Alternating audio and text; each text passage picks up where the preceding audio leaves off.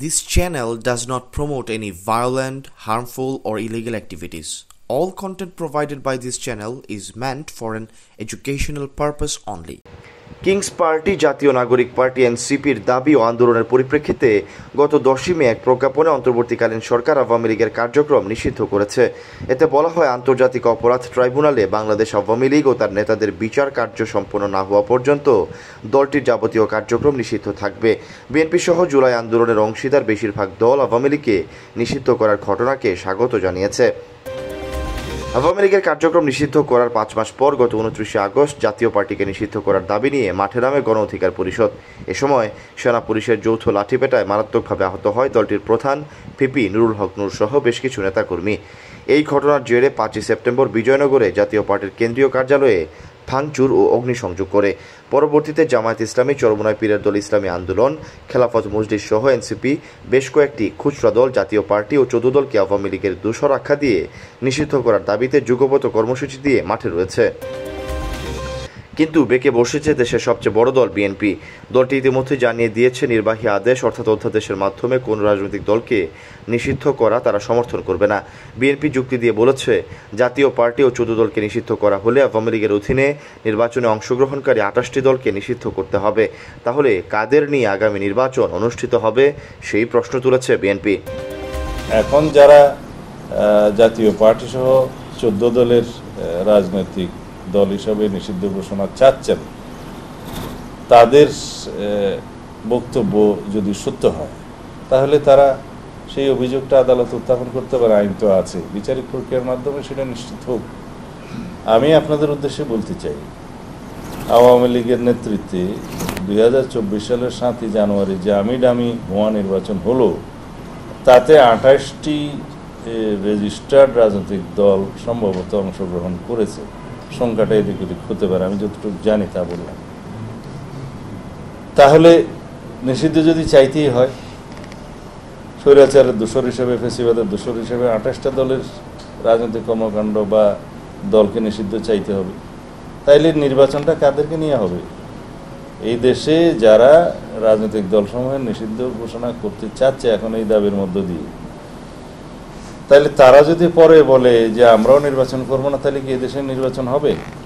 উদ্দেশ্য ভিন্ন হতে পারে তাদের এই দাবির পিছনে, যে নিজেদের অতিরিক্ত সুবিধা সৃষ্টির জন্য হয়তোবা তারা আরও অনেক রাজনৈতিক দলের নিষিদ্ধ কামনা করতে পারে। জাতীয় পার্টির মহাসচিব ব্যারিস্টার শামীম হায়দার পাটোয়ারি বলেছেন, আইন বা সাংবিধানিকভাবে জাতীয় পার্টিকে নিষিদ্ধ করার কোনো সুযোগ নেই। নির্বাচনে অংশ নেওয়া কোনো অপরাধ হতে পারে না। 2014 সাল, 2024 সালের নির্বাচনে বিএনপি জামায়াতে অংশগ্রহণ না করলেও 2018 সালের নির্বাচনে অংশ নিয়েছে। বিএনপি বিজয়ী সংসদ সদস্যরা সংসদেও গেছে। তাছাড়া প্রায় সব স্থানীয় সরকার নির্বাচনে বিএনপি জামায়াত অংশ নিয়েছে। জামায়াত ইসলামী সহ বিভিন্ন রাজনৈতিক দল জাতীয় পার্টি ও 14 দলকে নিষিদ্ধের পক্ষে বেশ কিছু বয়ান তৈরি করেছে। তারা বলছেন, জাতীয় পার্টির মাধ্যমে আওয়ামী লীগ পুনর্বাসিত হবে। আওয়ামী লীগের অনেকেই জাতীয় পার্টির লাঙল প্রতীক নিয়ে নির্বাচন করবে। অনুসন্ধানে জানা গেছে, জাতীয় পার্টি নির্বাচনে থাকলে জামায়াত ও এনসিপি সহ আরও কিছু দল বিএনপিকে চাপে ফেলতে পারবে না। জাতীয় পার্টি না থাকলে পিআর পদ্ধতি ও লেভেল প্লেইং ফিল্ড নেই এমন ইস্যুতে নির্বাচন বর্জন করতে পারে। সেই ক্ষেত্রে ডক্টর ইউনূস সরকারের ক্ষমতা দীর্ঘায়িত করার পাশাপাশি নিজেদের সাংগঠনিক শক্তি বৃদ্ধি করতে সক্ষম হবে।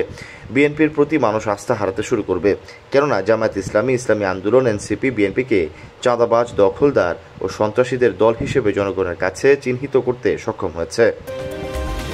বিশ্লেষকরা মনে করছেন, জুলাই আন্দোলনের 1 বছর পর জাতীয় পার্টি ও 14 দলকে নিষিদ্ধ করার দাবির পেছনে প্রধানত জামায়াত ইসলামীর সঙ্গে যুগপৎ আন্দোলনকারী ইসলামী দলগুলো এবং গণ অধিকার পরিষদ এনসিপির রাজনীতি আছে। প্রসঙ্গত, তত্ত্বাবধায়ক সরকারের অধীনে অনুষ্ঠিত 2008 সালের 29 ডিসেম্বর নবম জাতীয় সংসদ নির্বাচনে আওয়ামী লীগ, বিএনপি, জাতীয় পার্টি ও জামায়াত সহ নিবন্ধিত 38টি রাজনৈতিক দল অংশ নেয়। ভোটার ছিলেন 8,87,003 জন। ভোট পড়েছিল 87.13%। নির্বাচনে আওয়ামী লীগ 230টি, বিএনপি 30টি, জাতীয় পার্টি 27টি, জাসদ 3টি, জামায়াত ইসলামী 2টি এবং স্বতন্ত্র প্রার্থীরা 4টি আসনে জয়ী হন। নির্বাচনে আওয়ামী লীগ 48.47%, বিএনপি 32%, জাতীয় পার্টি 7% এবং জামায়াত ইসলামী 4% ভোট পায়। জামায়াত ইসলামের বুদ্ধিজীবীরা হাইপ তুলেছে যে তারা আগামী নির্বাচনে 70 থেকে 80টি সিট পেয়ে প্রধান বিরোধী দল হবে, কিন্তু জাতীয় পার্টি নির্বাচনে অংশ নিলে জামায়াতের প্রধান বিরোধী দল হওয়ার সম্ভাবনা ক্ষীণ হয়ে পড়বে, কারণ অনেক আওয়ামী লীগ নেতা আছেন যাদের বিরুদ্ধে অভিযোগ নেই। তারা তখন জাতীয় পার্টির প্রতীকে নির্বাচনে অংশ নেবেন, তখন জাতীয় পার্টি বিরোধী দল হয়ে যেতে পারে। রাজনৈতিক বিশ্লেষকরা বলছেন, জাতীয় পার্টি যদি নিষিদ্ধ হয় তাহলে বড় অর্জন হবে জামায়াতের। তারা মনে করছেন তারা তাদের রাজনৈতিক ইতিহাসে প্রথমবারের মতো সংসদের প্রধান বিরোধী দল হতে পারবে। আর এখন বিএনপির সঙ্গে জুলাই সনদ, গণপরিষদ নির্বাচন, পিআর পদ্ধতিতে নির্বাচন নিয়ে যে রাজনৈতিক টানাপোড়েন চলছে, তাতে জাতীয় পার্টি নিষিদ্ধ হলে জামায়াত সুবিধাজনক অবস্থানে থাকবে। সেক্ষেত্রে জামায়াত ইসলামীর এটি হবে সবচেয়ে বড় রাজনৈতিক বিজয়। Syed Sakib, BNN news 24।